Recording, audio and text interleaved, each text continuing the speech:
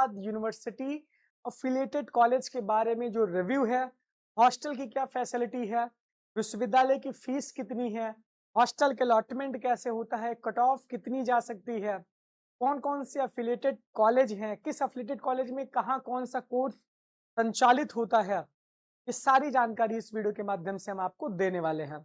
आप लोग इस एक तरीके से रिव्यू सीरीज है, अभी सिर्फ मेन के एक पूरा होल इलाहाबाद यूनिवर्सिटी का रिव्यू सीरीज हम लॉन्च कर रहे हैं और इसके साथ-साथ कॉलेज वाइज रिव्यू सीरीज भी है, हम आपके बीच में लाने का पूरा प्रयास करेंगे। सबसे पहले अगर आप इलाहाबाद यूनिवर्सिटी में एडमिशन लेना चाहते हैं, तो हमारे चैनल को आप सब्सक्राइब कर लीजिए क्योंकि सबसे बड़ी कवरेज इलाहाबाद यूनिवर्सिटी की आपको सिर्फ और सिर्फ अभिनव द्विवेदी इलाहाबाद यूनिवर्सिटी और इलाहाबाद यूनिवर्सिटी एक्सप्रेस के टेलीग्राम और इंस्टाग्राम पे मिलने वाली है। आज के इस वीडियो के माध्यम से हम कई सारी चीजों के पहलुओं पे डिस्कस करेंगे, जैसे कि हम सबसे पहले यहाँ पे इलाहाबाद यूनिवर्सिटी के विषय में बात करते हैं।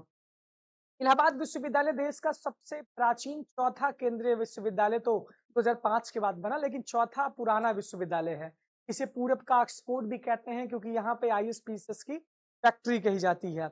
क्लैट के रिजल्ट्स देखें तो यहाँ पे बहुत सारे जज भी हर साल निकलते हैं, जहाँ-जहाँ की वैकेंसी आती है पीसीएसजे की, यहाँ से बच्चे हर जगह क्वालिफाई करते हैं और टॉप 1, टॉप 2, टॉप 3 रैंक में इलाहाबाद यूनिवर्सिटी का नाम तो जरूर रहता है।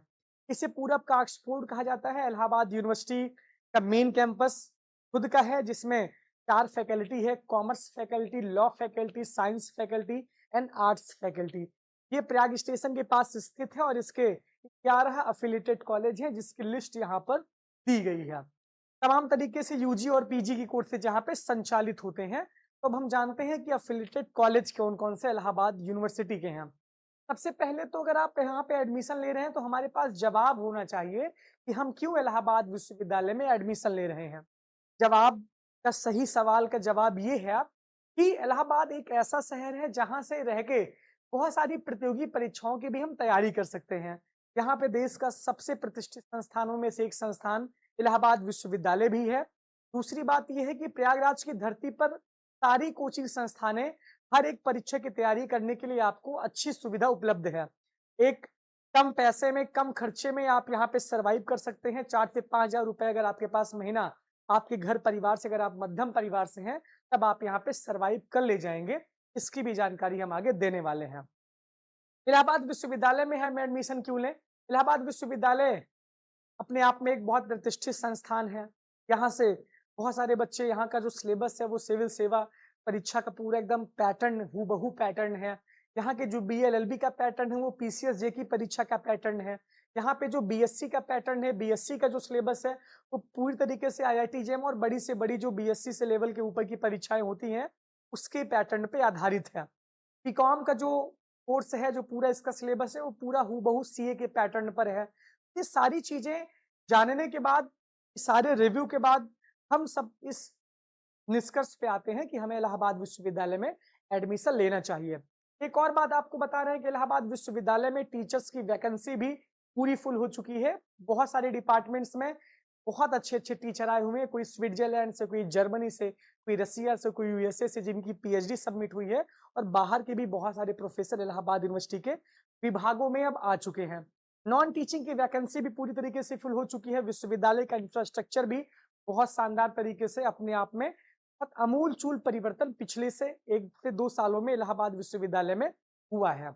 अब रही बात कि जो बाहर के लोग रिव्यू देते हैं विश्वविद्यालय के बारे में, वो तो अपनी-अपनी सबकी धारणाएँ होती हैं। कोई विश्वविद्यालय को बहुत अच्छा बोलेगा, कोई विश्वविद्यालय को बहुत खराब बोलेगा।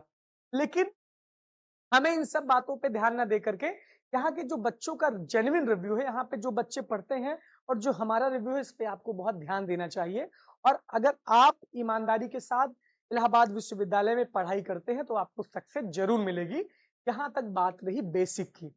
सीयूटी यूजी के माध्यम से यहाँ पे एडमिशन हो रहा है और जो बच्चे सीयूटी यूजी का एग्जाम नहीं दिए हैं वो भी कॉलेज के काउंसलिंग में पार्टिसिपेट कर सकते हैं। उन सबका भी रजिस्ट्रेशन हो रहा है। सीयूटी यूजी वाले बच्चे इलाहा पीजी का एंट्रेंस इलाहाबाद यूनिवर्सिटी ने खुद लिया है।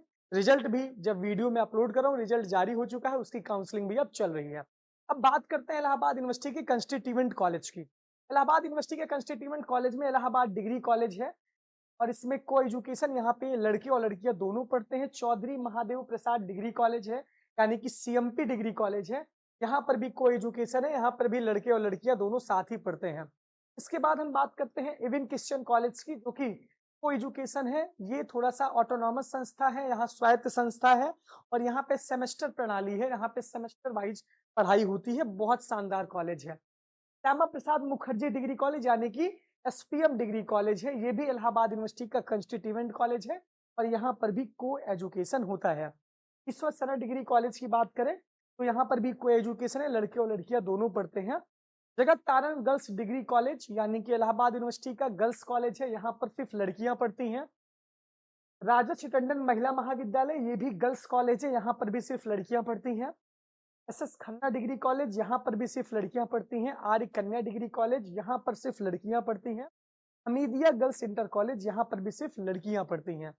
ये सारे एफिलिएटेड कॉलेज इलाहाबाद यूनिवर्सिटी के हैं। इलाहाबाद डिग्री कॉलेज में बीए, बीएससी, बीकॉम का कोर्स होता है, साथ ही साथ पीजीईटी के भी कोर्सेज संचालित होते हैं। ये आपने पीजी वाले बच्चे पीजी की सीट लिस्ट में जाके देख लेंगे, बाकी यूजी का मैं बता रहा हूँ। चौधरी महादेव प्रसाद में बीए है, बीएससी है, बीकॉम है, बीए एलएलबी की भी 120 सीटें शायद इस बार है, इसके पहले 150 सीटें थी, इस बार 120 सीटें शायद हुई हैं।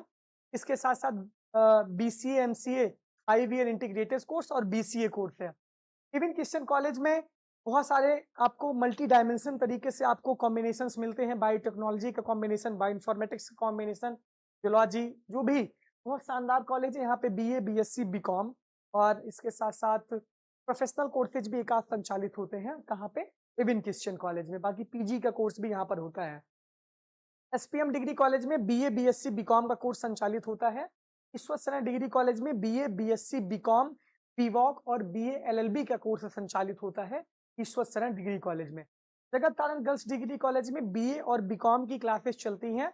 यहाँ पे सिर्फ 2 ही कोर्स हैं, बीए और बीकॉम। राजर्षि टंडन महिला महाविद्यालय में शायद बीए ही मैं जानता हूँ, मेरे संज्ञान में है, शायद बीकॉम भी होगा, लेकिन बीए के लिए मैं एकदम कंफर्म हूँ। राजर्षि टंडन महिला महाविद्यालय में बीए कोर्स है। एसएस खन्ना डिग्री कॉलेज में बीए, बीएससी, बीकॉम और बीए एलएलबी चारों कोर्स संचालित होते हैं। यहाँ पर बीए एलएलबी की भी सीटें हैं, जो भी सिर्फ लड़कियों का कॉलेज है। यहाँ पे सिर्फ लड़कियां ही जाएंगी जहाँ गर्ल्स कॉलेज लिखा है। आर्य कन्या डिग्री कॉलेज में बीए और बीकॉम का कोर्स संचालित होता है। ये भी इलाहाबाद यूनिवर्सिटी का अफिलिएटेड गर्ल्स कॉलेज है। और हमीदिया गर्ल्स डिग्री कॉलेज में भी बीए होता है, इतना मुझे कंफर्म क्लियर पता है, बाकी आप लोग देख लीजिए। ये सारी बातें तो हमने इस वीडियो के माध्यम से की। अब इसी के साथ साथ हम बात कर लेते हैं कि इलाहाबाद यूनिवर्सिटी की जो काउंसलिंग होनी है, वो कहाँ-कहाँ काउंसलिंग किस-किस मोड में होगी। चाहे वो सीयूटी यूजी की काउंसलिंग तो आपके मेन पोर्टल से होगी, साथ ही साथ जब कॉलेज की बारी आएगी, जब कॉलेज की कट ऑफ बनेगी सीयूटी यूजी में, तब उसकी काउंसलिंग ऑनलाइन होगी कि ऑफलाइन होगी। और पीजी के कोर्स की भी काउंसलिंग जहाँ पे ऑनलाइन होगी, वहाँ पे ऑनलाइन पीजी का भी कोर्स की काउंसलिंग होगी। तो इस वीडियो में हम ये भी डिस्कस कर लेंगे कि कहाँ पे काउंसलिंग कैसे होने वाली है।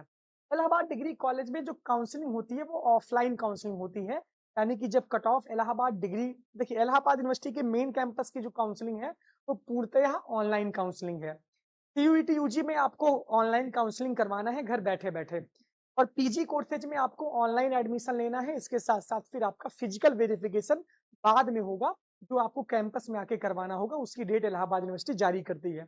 इलाहाबाद डिग्री कॉलेज में ऑफलाइन एडमिशन होगा, यानी कि आपको कॉलेज में जाके एडमिशन लेना होगा जब इसकी कट ऑफ आएगी। चौधरी महादेव प्रसाद डिग्री कॉलेज की जो काउंसलिंग होती है वो ऑनलाइन काउंसलिंग, यानी कि ऑनलाइन मोड में इसकी काउंसलिंग होती है, यानी कि सीएमपी के पोर्टल पे काउंसलिंग होती है। ईसीसी की जो काउंसलिंग होती है ये भी पूरा ऑनलाइन मोड में होती है, यानी कि इसकी भी जो काउंसलिंग है वो ऑनलाइन ही होगी, यानी कि तो यूजी कोर्स की काउंसलिंग है ऑनलाइन होगी, पीजी के भी ऑनलाइन होगी। एसपीएम डिग्री कॉलेज की भी जो काउंसलिंग है वो ऑनलाइन मोड में होती है, चाहे यूजी कोर्स हुआ चाहे पीजी कोर्स हुआ। इसके बाद अगर बात करें ईश्वर सरन डिग्री कॉलेज की, तो इसकी भी जो काउंसलिंग होती है वो ऑनलाइन मोड पर ही काउंसलिंग होती है, यानी कि आपको ऑनलाइन वहाँ पे जाके काउंसलिंग घर बैठे-बैठे करवाना पड़ेगा, बाद में फिजिकल वेरिफिकेशन होगा। इसके बाद जगत तारण गर्ल्स डिग्री कॉलेज की बात करें तो सबसे पहले आपको यहाँ पे आके फॉर्म लेना पड़ता है। फॉर्म रजिस्ट्रेशन करेंगे आप ऑनलाइन, फिर आप ऑफलाइन रजिस्ट्रेशन ऑनलाइन करेंगे, ऑफलाइन आके काउंसलिंग करवाएंगे। ये जगत तारण डिग्री कॉलेज की बात है। इसके बाद राजर्षि टंडन महिला महाविद्यालय में ऑफलाइन ही काउंसलिंग होती है, साथ-साथ ऑनलाइन की भी सुविधा आपको दी जाती है, लेकिन आप ऑफलाइन भी जाकर के जो लड़कियां हैं वहाँ पे एडमिशन ले सकती हैं। एसएस खन्ना डिग्री कॉलेज में ऑफलाइन फॉर्म जाके लेना पड़ेगा। Offline counselling SS Khanna degree college में होती है। साथ ही साथ कुछ-कुछ केसेज में ऑनलाइन की भी सुविधा दी जाती है, लेकिन एसएस खन्ना डिग्री कॉलेज में ऑफलाइन मोड पे काउंसलिंग होती है। आर्य कन्या डिग्री कॉलेज में भी आपको ऑफलाइन जाना पड़ेगा, यानी कि यहाँ पे कॉलेज जाना पड़ेगा और वहाँ पे काउंसलिंग करवानी पड़ेगी, यानी कि यहाँ पर भी ऑफलाइन मामला है। और हमीदिया गर्ल्स डिग्री कॉलेज में भी आपको वहाँ पे जाना पड़ेगा। साथ ही साथ आप कौन-कौन से हॉस्टल इलाहाबाद यूनिवर्सिटी में हैं? अमरनाथ झा छात्रावास बॉयज हॉस्टल, डायमंड जुबली छात्रावास, सर गंगा नाथ झा छात्रावास, सर पीसी बनर्जी छात्रावास, sir Sundarlal hostel, doctor Tarachand hostel, doctor sir Radhakrishnan hostel, Shatabdi boys hostel, Holland hall hostel और केपीयूसी हॉस्टल। इसमें कुछ हॉस्टल इलाहाबाद यूनिवर्सिटी के हैं, कुछ ट्रस्ट के हैं। इसकी जो अमूमन फीस रहती है वो लगभग इलाहाबाद यूनिवर्सिटी के अगर हॉस्टल है तो 15 से 20 हज़ार के बीच इसकी फीस रहती है। और जैसे कुछ-कुछ हॉस्टल की फीस 31,000 है। जैसे जो हॉस्टल रहेगा वैसे फीस शायद 20,000 के आसपास, 17 से 20,000 के आसपास आपकी फीस 1 साल की रहती है। और जो मेस का चार्ज रहता है वो 2700 या 3,000 रुपए पर मंथ आपको अलग से जमा करना पड़ेगा। ये हॉस्टल का अलॉटमेंट किस तरीके से होता है, देखिए ये वुमेन्स हॉस्टल है। Sarojini Naidu girls hostel, Priyadarshini girls hostel, Kalpana Chawla girls hostel, Shatabdi girls hostel, Mahadevi Verma hall of residence और गार्गी वुमेन्स हॉस्टल।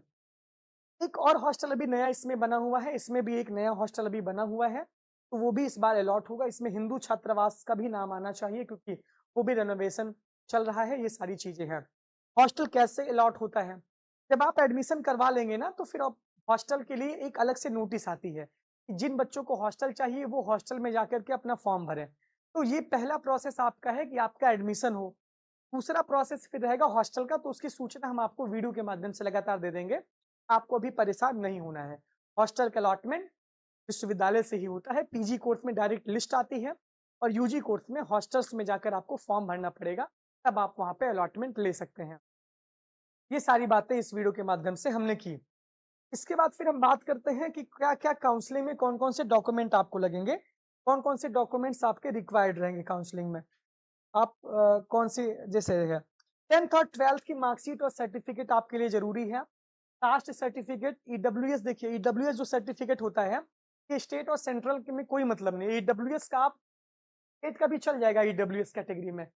इसके बाद ओबीसी, एससी, एसटी का जो सर्टिफिकेट होना चाहिए वो सेंट्रल गवर्नमेंट द्वारा प्रमाणित होना चाहिए और 1 अप्रैल 2024 के बाद का सर्टिफिकेट होना चाहिए। इसके बाद टीसी और माइग्रेशन आपके पास होना चाहिए, आधार कार्ड होना चाहिए। गैप ईयर का अंडरटेकिंग यूजी के लिए नहीं ज़रूरी है, पीजी वाले बच्चों के लिए ज़रूरी है। जब आप काउंसलिंग करवाएँगे तब आपको ये मिल जाएगा उस टाइम, आपको अभी परेशान नहीं होना है इसके लिए। एंटी रैगिंग का फॉर्म भी आपको उसी समय मिलेगा।